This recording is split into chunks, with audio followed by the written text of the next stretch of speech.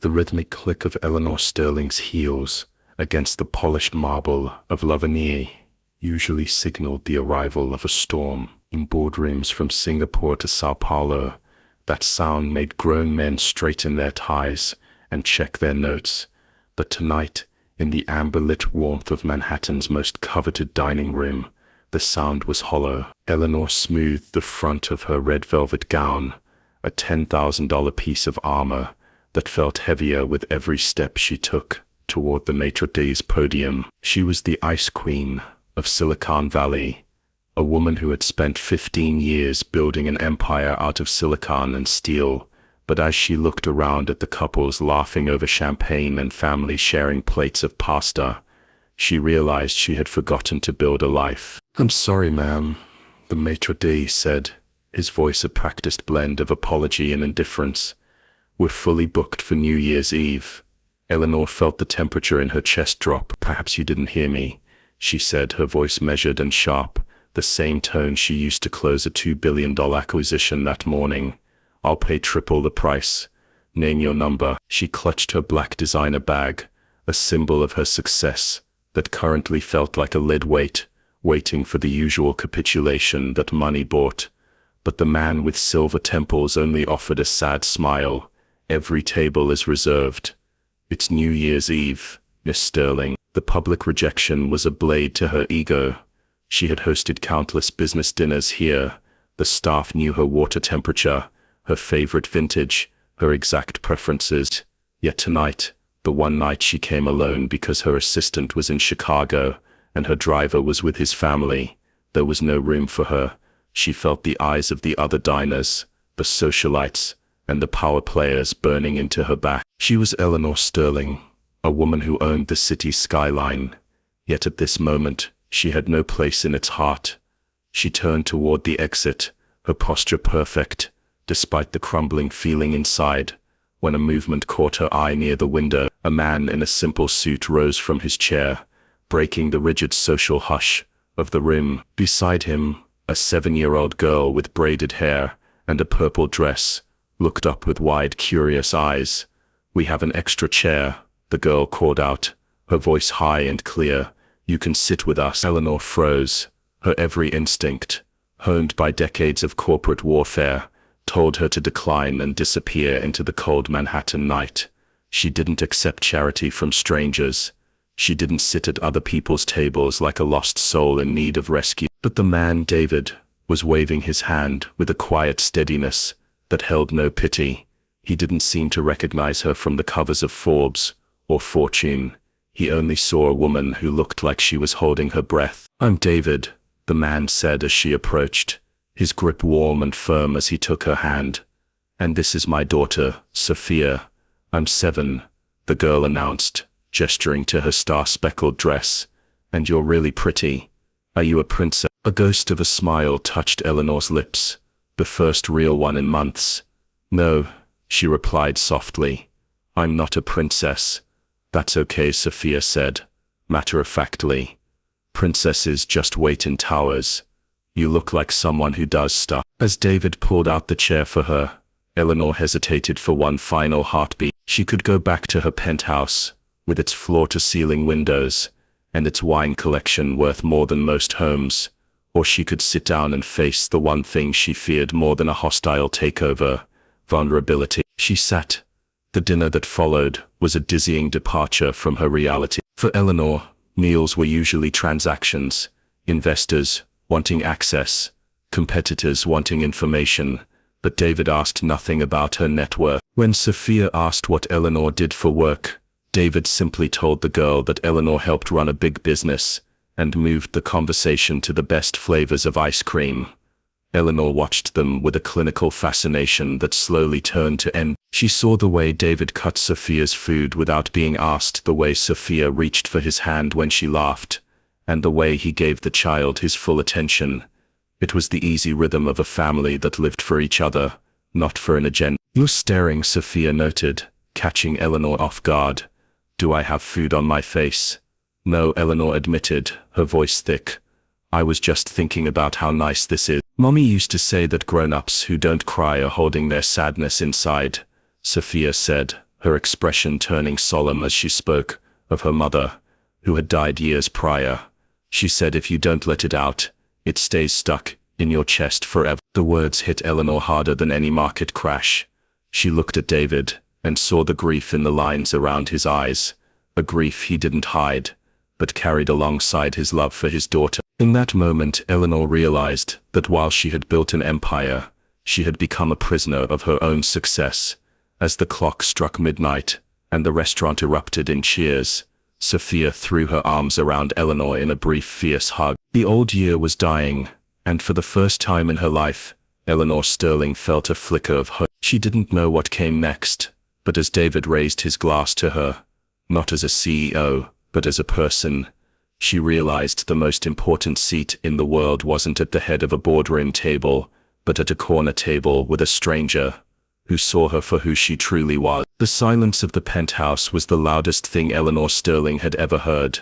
It was a sterile, expensive silence that cost $40 million and smelled faintly of eucalyptus and cold air conditioning. Standing by the floor-to-ceiling windows that overlooked the jagged, glittering spine of Manhattan, Eleanor pressed the end button on her sleek, titanium phone. The conference call had lasted 4 hours. She had successfully maneuvered a $2 billion acquisition of a European tech conglomerate, outlasting a dozen weary lawyers and 3 exhausted board members across 4 different time zones. Her voice had remained a steady, cool blade throughout the entire ordeal, never wavering, never betraying the fact that she was currently standing in her kitchen eating a handful of almonds because she had forgotten to order lunch. "Congratulations, Eleanor," the lead investor had said before hanging up. "A masterclass. Enjoy the holiday." Now she stood alone in the center of her living room, the city lights reflecting off the polished marble like fallen stars. It was New Year's. Usually she would be preparing for the Sterling Global Gala, the annual event where she was the sun around which all other executives orbited.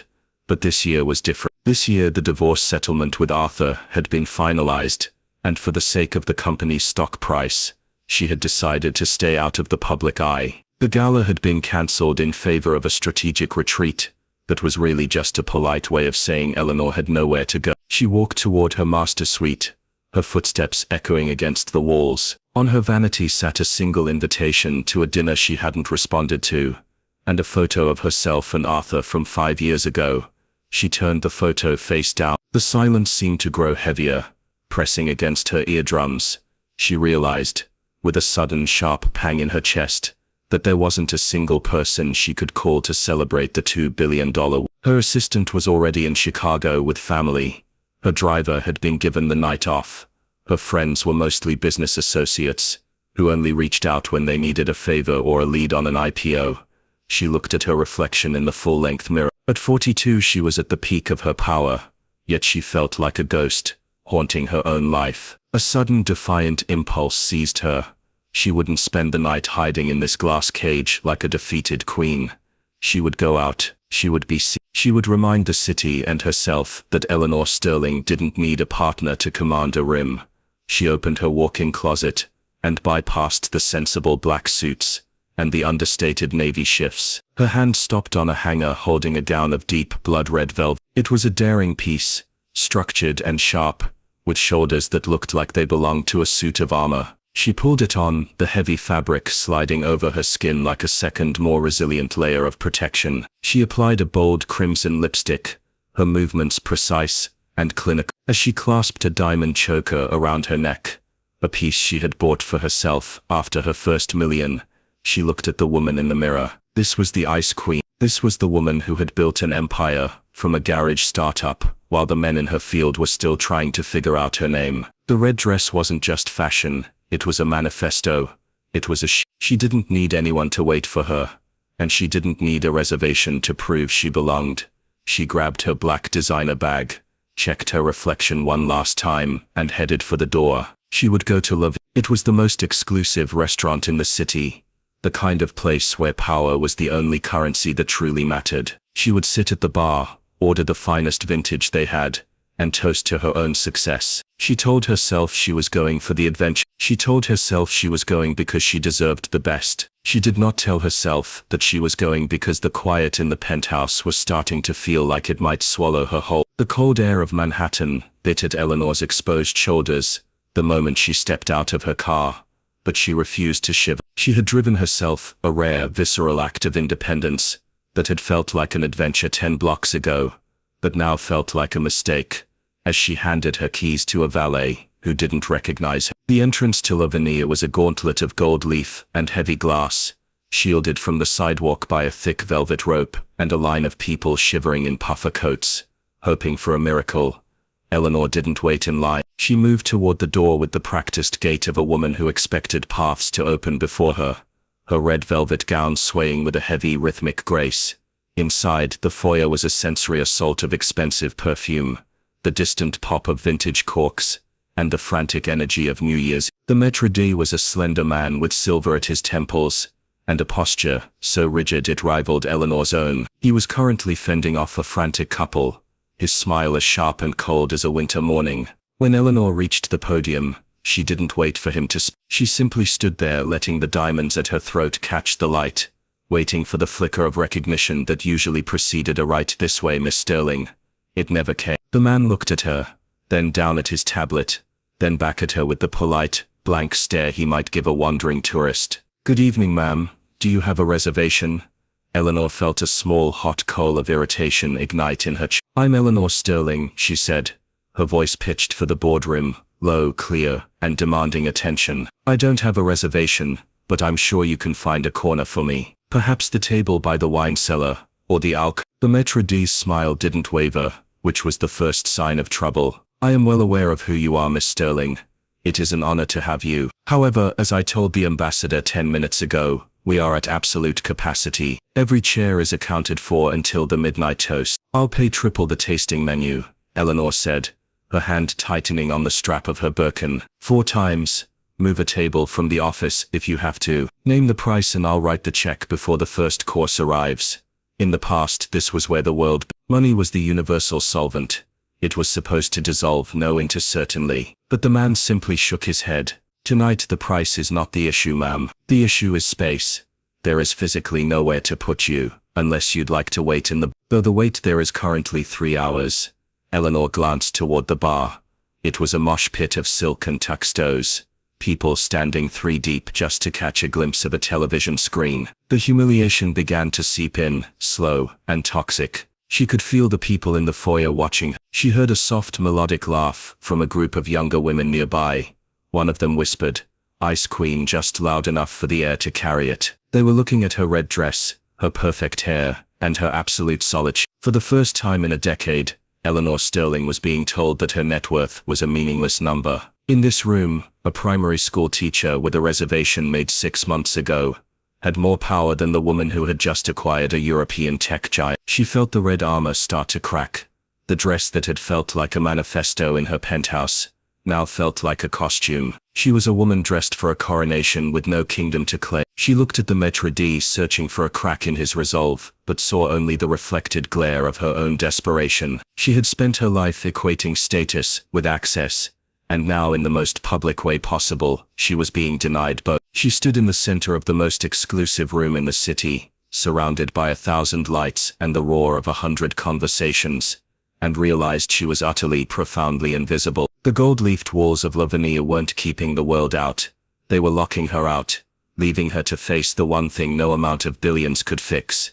She was a woman with no one to sit across from, and nowhere to go but back to the silence. The silence that followed the maître d's refusal was deafening, a vacuum that sucked the air right out of Eleanor's lungs. She could feel the predatory curiosity of the room, the way the socialites at the nearby tables leaned in, their eyes darting from her solitary figure in red to the empty podium. The whispers were like a physical weight, low, buzzing stings that mocked her perfect hair and her billion-dollar pride. She had never felt so exposed. The red velvet of her dress, which had felt like steel plating in the safety of her penthouse, now felt like a tug. She was a woman who had spent 15 years making sure she was the most important person in every room she entered.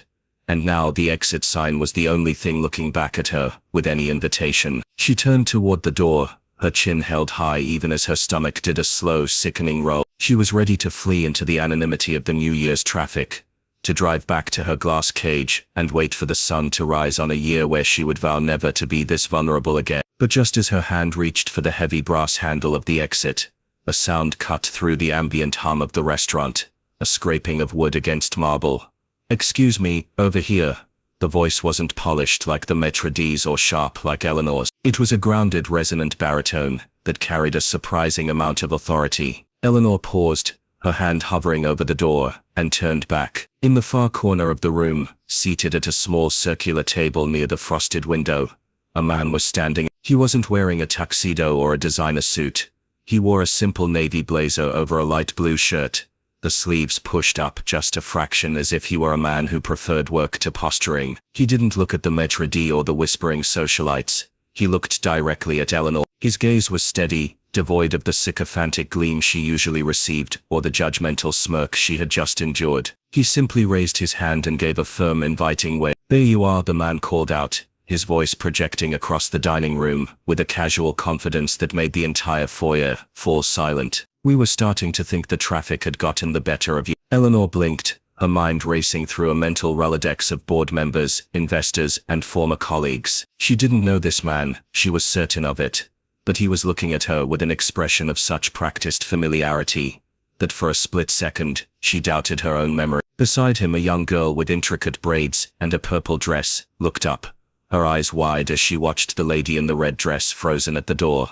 The maitre d' cleared his throat, his professional mask flickering with genuine confusion. Eleanor looked from the confused staff member back to the man in the corner. He was still standing, his hand resting gently on the back of an empty chair, the third chair at his table. He gave her a small, almost imperceptible nod, a silent signal that said, "I see what's happening, and I've got you." It was an act of high-stakes social theater, and Eleanor, the master of the boardroom gamble, recognized a life raft when she saw one. She adjusted the strap of her bag, her Ice Queen mask settling back into place with a newfound coldness directed at the maitre d'. "As I was saying," Eleanor said, her voice dropping into that dangerous quiet register that commanded immediate silence.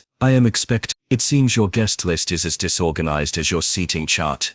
She didn't wait for his apology. She walked past the podium, her heels clicking a rhythmic, triumphant beat against the floor. Every head in the restaurant turned to follow her progress as she crossed the room. The whispers changed tone instantly, moving from mockery to frantic speculation. Who was he? How did he know her? Why was the most powerful woman in the city dining with a man in a department store blazer? As she reached the table, the man pulled the chair out for her. Up close, he smelled of cedarwood and something faint, like crayons, a smell that was jarringly domestic in this temple of excess. He waited until she was seated before he sat back down, leaning forward just enough to create a private world for the three of them amidst the chaos of the restaurant. "You took the scenic route, I take it?" David asked, his eyes crinkling with a suppressed smile. He reached for the bottle of sparkling water on the table and poured a glass for her, his movements calm and deliberate. Eleanor took the glass, her fingers trembling just enough to make the water ripple. She looked at him, searching for the catch, the demand or the inevitable request for a job or an investment. But David was already turning his attention to the little girl beside him, helping her navigate a piece of bread. "I'm Sophia," the girl whispered, leaning toward Eleanor with a conspiratorial grin. "Daddy said we shouldn't let the man at the front be a bully. Do you like my dress?" Eleanor looked at the girl, then back at the man who had just risked his own New Year's piece to save her dignity. The armor of the red dress felt a little less like a shield, and a little more like a costume she could finally take on. "I love your dress, Sophia," Eleanor said, her voice sounding foreign to her own ears, softer, realer. She turned to David, her eyes searching his. "And thank you, truly. I'm Eleanor." "I know," David said simply, his voice a warm anchor in the storm of the night. "I'm Dave, and I think you look like you could use a glass of something much stronger than water." The transition from the cold, judgmental foyer to the small circular table felt like crossing into a different country. Eleanor sat stiffly, the silk lining of her red gown rustling against the modest upholstery of the chair David had pulled out for her. The ambient noise of the restaurant, the sharp, practiced laughter of the elite and the frantic clink of silver, seemed to fade into a dull hum, replaced by the immediate soft reality of the two people across from her. David didn't look like a man who belonged in a room that charged $400 for a tasting menu. yet he possessed a quiet, unshakable comfort that Eleanor, despite her billions, had never quite mastered. The menu is a bit of a labyrinth, David said, sliding a heavy, leather-bound book toward her. But if you're looking for the best thing on it, Sophia has already done the research. Apparently the pasta here is life-changing, according to a 7-year-old. Sophia nodded vigorously, her braids bouncing. It has the curly noodles. Those are the best because they hold the cheese better. It's science. Eleanor felt a strange tight sensation in her chest. She was used to dinners where the conversation was a chess match, where every comment was a calculated move toward a merger or a buyout. Here the stakes were curls of pasta, and the structural integrity of cheese. She looked at David, waiting for the mask to slip, waiting for him to ask her about the Sterling Global acquisition, or mention a brilliant startup he needed her to fund. But he was merely watching his daughter, with an expression of such uncomplicated pride, that Eleanor felt like an intruder on something sacred.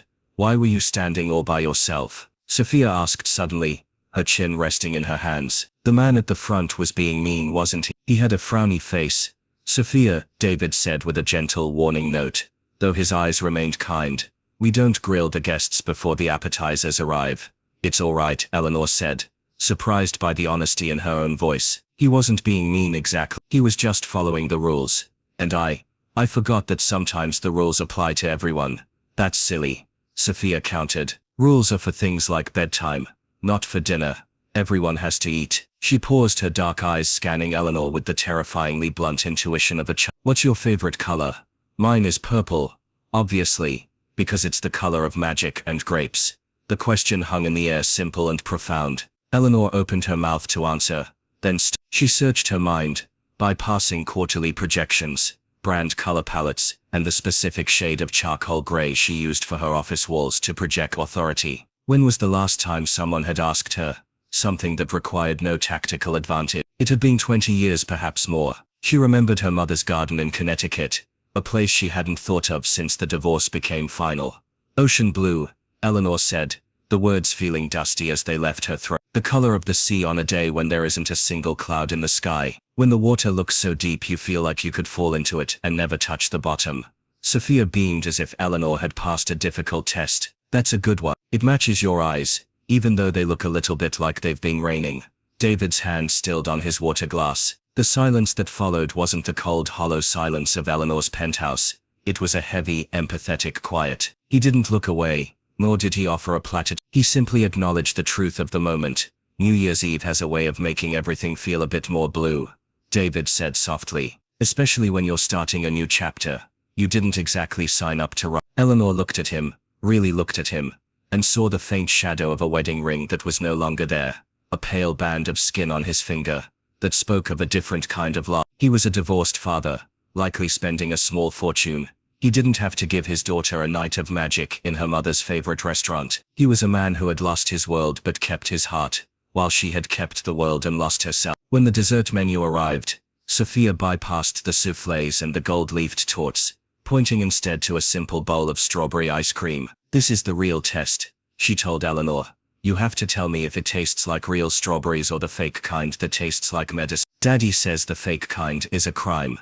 As Eleanor took a small silver spoonful of the pink cream, she realized she couldn't remember the last time she'd had ice cream at all. It was cold, sweet, and vibrantly real. For a moment she wasn't the CEO of a global empire, or the ice queen of the headlines. She was just a woman sitting in a corner, hidden by a wave from a stranger, rediscovering the taste of something as simple as a strawberry. "It's the real kind," Eleanor whispered, and for the first time that night, the red armor didn't just feel lighter, it felt unnecessary. The strawberry ice cream was melting into a pale pink pool in the center of the bowl, but Eleanor barely noticed. The vibrant, sugary taste was still ghosting on her tongue, but it was the quiet gravity of the man sitting across from her that held her frozen. David had a way of leaning into the conversation that made the surrounding opulence of Lavinia feel like a cheap stage set. He wasn't impressed by the crystal chandeliers, or the $300 bottles of wine being uncorked at the tables nearby. He seemed to occupy a space that was entirely his own, one defined by the little girl currently using her spoon to draw hearts in the condensation on the table. "You have a gift, David," Eleanor said, her voice regaining a sliver of its corporate precision, though the sharp edges were gone. Most people in this room would give anything to command a table with the kind of ease you do. You have a presence that can't be David let out a short self-deprecating laugh and shook his head. It's not presence, Eleanor. It's perspective. When you've lost almost everything that has a roof and a foundation, you stop worrying about whether the waiter likes your He looked down at his hands, his thumbs grazing the spot where his wedding ring used to live. A year ago I was living in a 4-bedroom colonial in a zip code that would make your board of directors nod in approval. I had the lawn, the 2-car garage, and a marriage that looked perfect in the Christmas card photos. Eleanor felt a familiar sting. And then the cracks became canyons, David said simply. The divorce wasn't a battle, it was a liquidation. She kept the house, the neighborhood, and the life we'd built. I kept my car, a stack of boxes, and a very expensive lawyer, who told me I should be grateful for 50% custody. He looked at Sophia, who was now leaning her head against his shoulder, her eyes beginning to grow heavy as the excitement of the night began to wane. I moved into a 2-bedroom apartment in Brooklyn, above a dry cleaner. My office is now a kitchen table that wobbles if you cut your steak too hard. I lost the equity, the status, and the security. He paused, meeting Eleanor's gaze with a look so piercing, it felt like an audit of her soul. But I kept, and tonight, sitting here with her, watching her try ice cream for the first time in a place her mother used to love,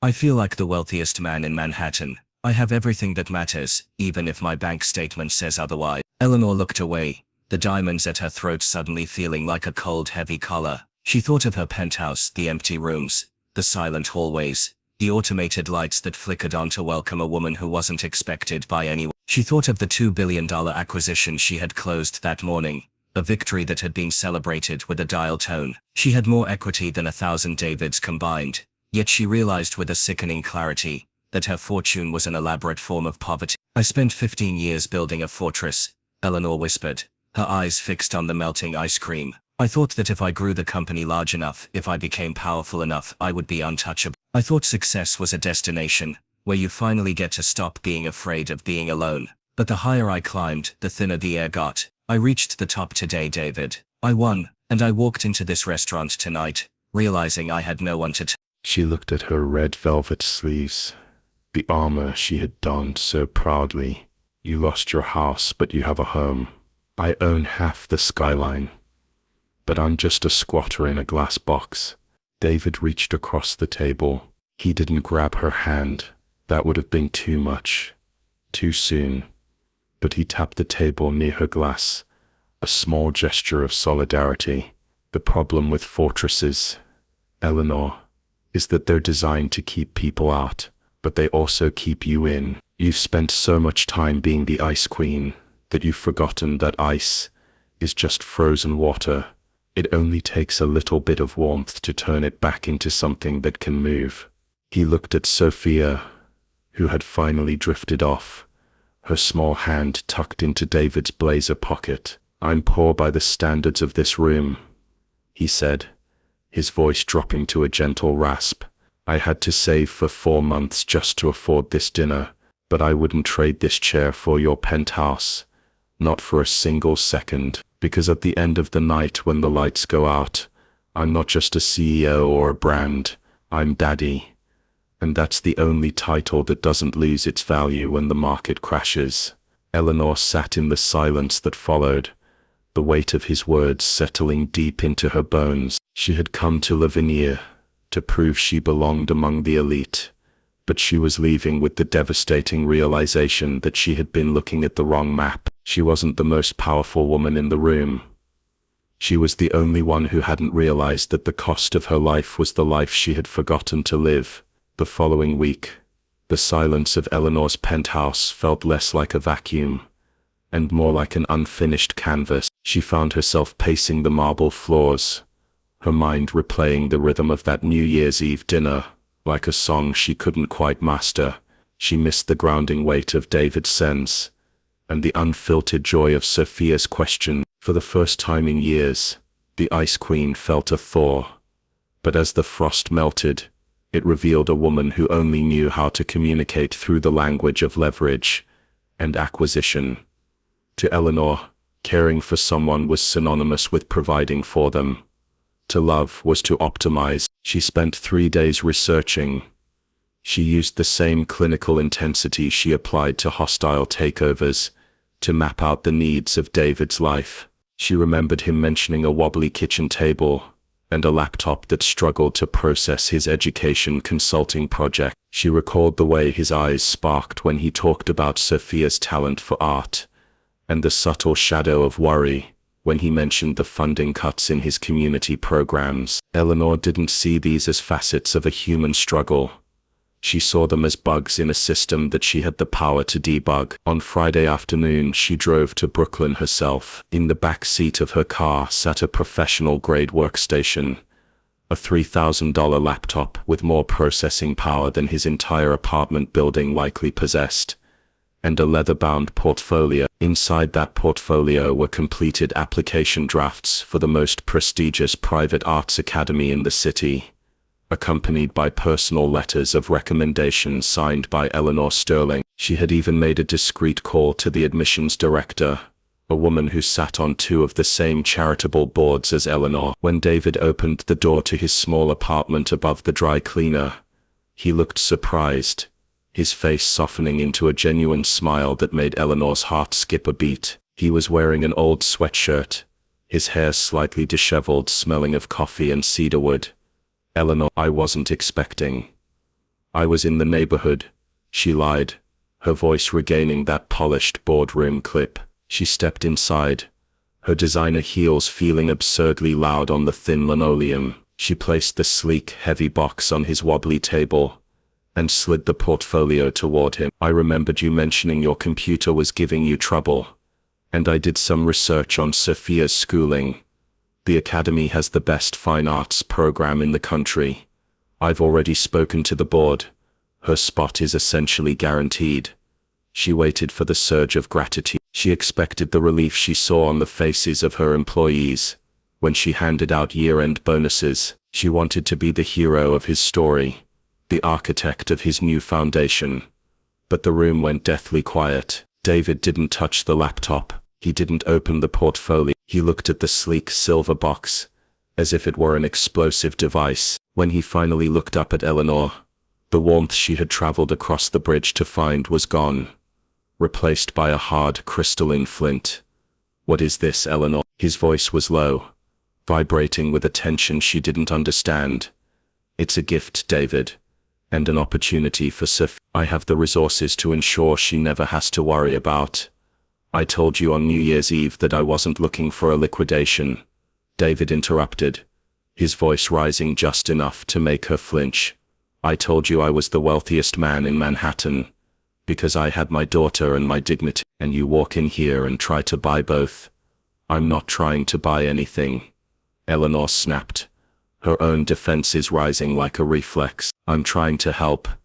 You're working on a machine that belongs in a museum, and your daughter is too talented to be stuck in an underfunded district. Why are you making this a fight? Because you're not helping, Eleanor. You're fixing." David stepped toward her, his presence suddenly overwhelming in the small kitchen. "Every time you help like this, it's a reminder that you think I'm not enough. It's a reminder that you see our lives as a project to be funded instead of a life to be shared. Did you even stop to ask if I wanted Sophia in a school where she'd be the charity case of a billionaire? Did you ask if I wanted to owe you my career?" "You wouldn't owe me anything," she whispered, her voice trembling with a mix of anger and genuine confusion. "I would owe you everything," he countered. "That's how your world works, isn't it? Everything is a transaction. You sit at my table for one night, and you think that gives you the right to rewrite the blueprint of my daughter's future. You don't care about what Sophia needs, Eleanor. You care about how it feels to be the person who provides. You're still playing the Ice Queen, only now you're trying to build your palace out of our lives." The words were a jagged shard of glass to her heart. Eleanor looked at the $3,000 laptop, the object she had been so proud of, and realized it looked like an insult in this room. She looked at David, at the fierce protective love in his eyes, and realized she had made the ultimate corporate mistake. She had failed to understand the value of the person across the table. "I don't know how to be any other way," she admitted, her voice cracking as the red armor finally fell away completely, leaving her standing small and shivering in his kitchen. David's expression softened, but he didn't move to comfort her. He simply pointed to the door. Then you need to go, Eleanor. Because until you can walk through that door without a checkbook in your hand, you're not really here at all, and I can't have someone in Sophia's life who sees her as a line item on a balance sheet. Eleanor walked out, the gift stinging like a physical. As she descended the narrow stairs, the smell of the dry cleaner filling her lungs, she realized she had finally met the one person who couldn't be bought. And in trying to do so, she had lost the only seat at the table that ever actually mattered. The drive back from Brooklyn was a blur of rain-streaked neon, and the low, judgmental hum of the tires against the pavement. When Eleanor finally crossed the threshold of her penthouse, the automated systems sensed her arrival with their usual chilling efficiency. The lights drifted on in a soft golden amber. The climate control hummed to a perfect 68 degrees, and the sheer silk curtains glided shut, sealing her inside her $40 million vault. She didn't take off her coat. She sat on the edge of the Italian leather sofa, her hands resting in her lap, and listened. For the first time, she didn't try to fill the silence with a conference call, a podcast, or the flickering blue light of a market ticker. She simply the quiet was absolute, broken only by the distant, rhythmic ticking of a clock she had never noticed before. It sounded like a countdown. David's words echoed in the cavernous room, bouncing off the museum-grade art and the custom-built bookshelves. Until you can walk through that door without a checkbook in your hand, you're not really here at all. She looked around the room. Every object her eyes landed on was a trophy of a battle won, a testament to her ability to solve, to fix, and to acquire. The hand-knotted rug from Tibet was the result of a grueling negotiation. The marble coffee table had been flown in on a private cargo jet. Even the air she breathed was filtered by a system that cost more than David's yearly salary. Everything in her life was a curated expression of her net worth. She stood up and walked to the floor-to-ceiling window, looking out at the skyline. Her name was on 3 of the buildings in her direct line of sight. She was a titan of industry, a pioneer of tech, the ice queen who had conquered the most competitive city on earth. But as she watched the tiny flickering lights of the cars far below, she felt a terrifying sensation of weightlessness. Who was Eleanor Sterling without the sterling global letterhead? If she stripped away the red armor, the diamond chokers, and the ability to move millions of dollars with a single text, what remained? She realized with a jolt of panic that she didn't know the answer. She had spent 20 years perfecting the role of the provider, the architect, and the close. She had become so adept at being a brand that she had effectively hollowed out the person. When Sophia had asked her favorite color, she had struggled because Eleanor didn't have a favorite color. Only the company's brand guidelines had one. When David talked about the wealth of a wobbly kitchen table, she had seen a problem to be solved because she no longer knew how to value anything that didn't have a price tag. She thought about David's apartment, the smell of cedar and coffee, the messy pile of drawings on the floor, the warmth that seemed to radiate from the walls despite the peeling paint. It was a space that was lived in, not curated. David was David whether he had $1 or $1 million. He stood on a foundation of character, while she stood on a mountain of assets. And as she looked at her reflection in the glass, she saw a woman who was technically rich but spiritually bankrupt. The realization was a jagged, cold stone in her throat. She had tried to buy her way into their world because she didn't know how to earn her way in. She had treated love like an acquisition, because she was terrified of the one thing money couldn't guarantee being enough. Just as she was, she walked to her desk and picked up her checkbook. It was bound in soft black leather. For years it had been her primary tool for interacting with the world. Need a favor? Write a check. Want to show appreciation? Send a gift. Want to fix a heart? Buy a laptop. She looked at it for a long time. Then slowly she opened the bottom drawer of her desk, the one she never used, and dropped it inside. The silence of the penthouse was still there, but it felt different now. It was no longer a vacuum.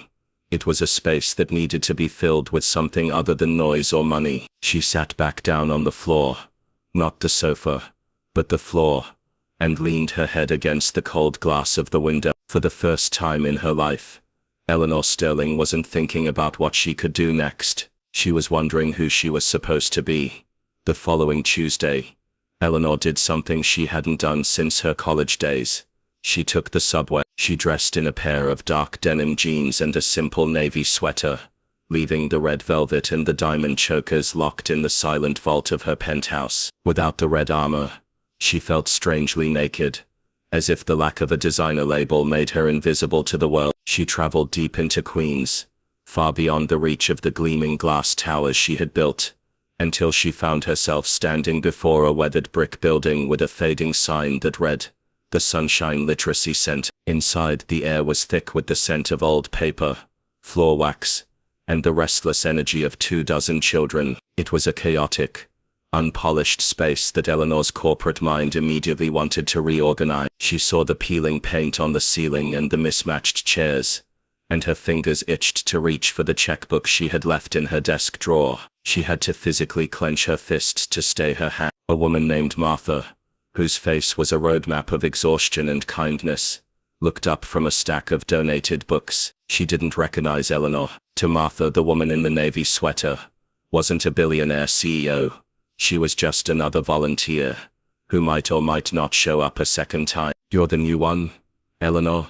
Martha asked, wiping a smudge of ink from her forehead. "Great. Grab a chair. The first graders are in the back corner. They need a story. Try to keep them from eating the crayon." Eleanor walked to the back corner, her heart hammering against her ribs, with a ferocity no board meeting had ever provoked. She sat on a plastic chair that was much too small for her, and looked at the circle of 8 children. They stared back at her with the unfiltered skepticism of the very young. "Are you going to read us a story?" a boy with a crooked pair of glasses asked. The last lady was loud. "I liked her." Yes, I'm going to read," Eleanor said, her voice sounding stiff and formal in the small room. She picked up a worn copy of Where the Wild Things Are. She began to read as if she were delivering a quarterly earnings report, precise, enunciated, and utterly devoid of life. By page 3, a girl with pink barrettes was yawn-sighing and a boy was poking his neighbor with a pencil. Eleanor felt a surge of familiar frustration. She was failing. She, the woman who could command the attention of 3 continents on a single call, couldn't hold the interest of 8 6-year-olds.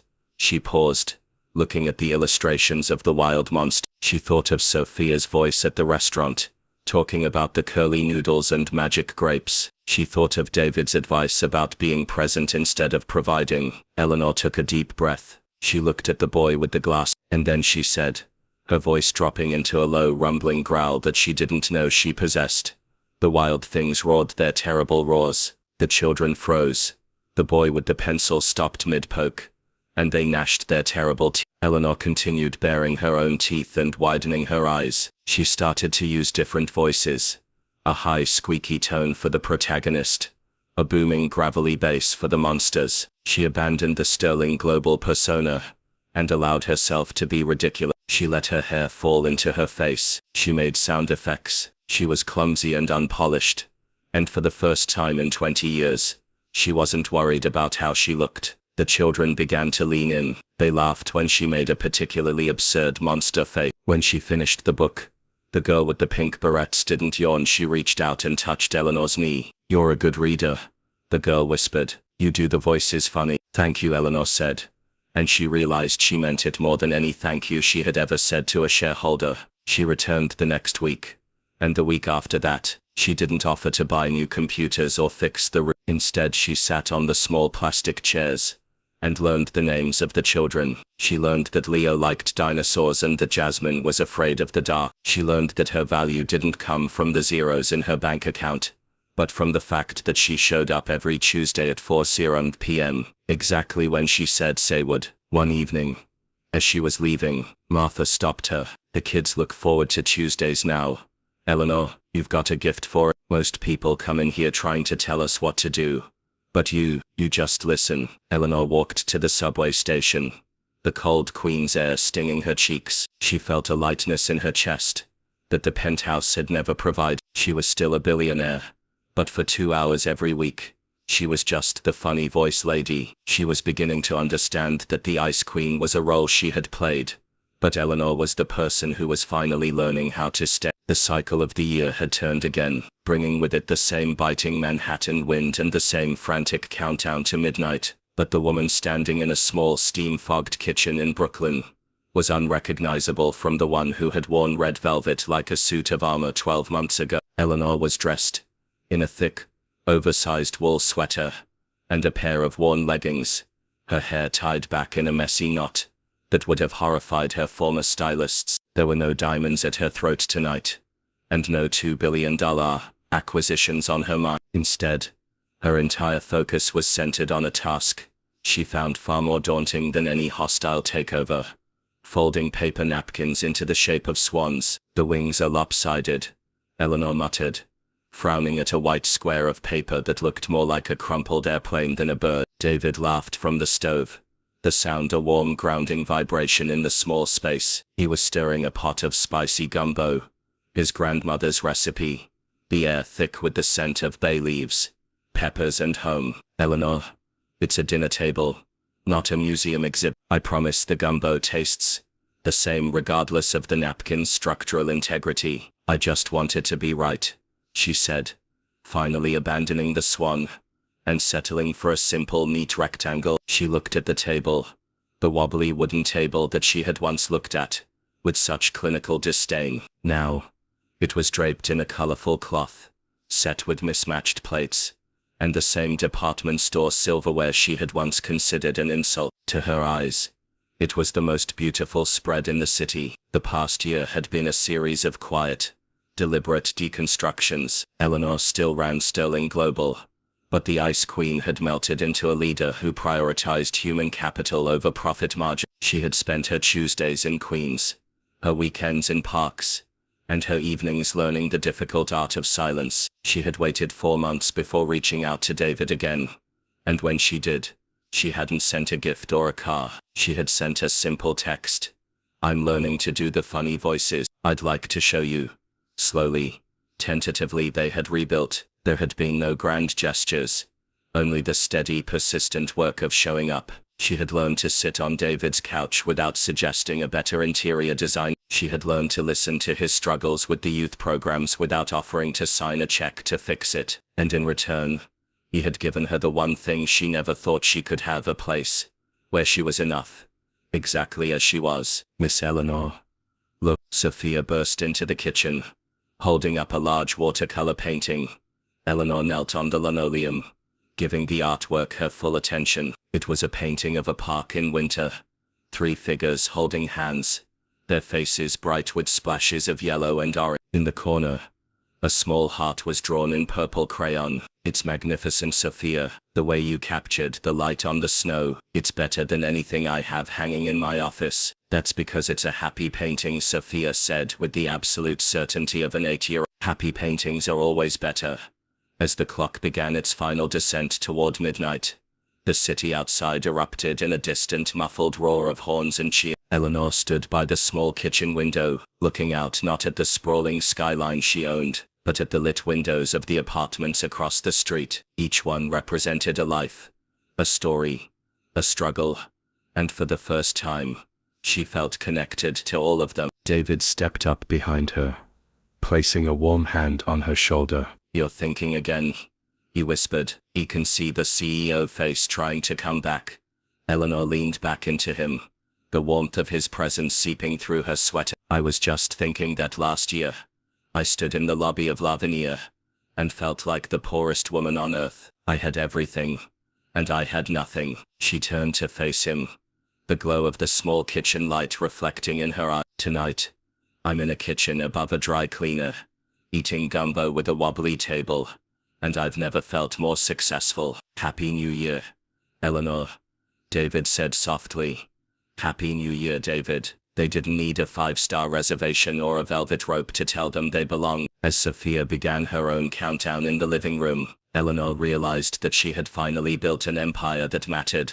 One built on a foundation of presence, a legacy of funny voices, and a seat at a table that was held together, not by money, but by love. She was finally home.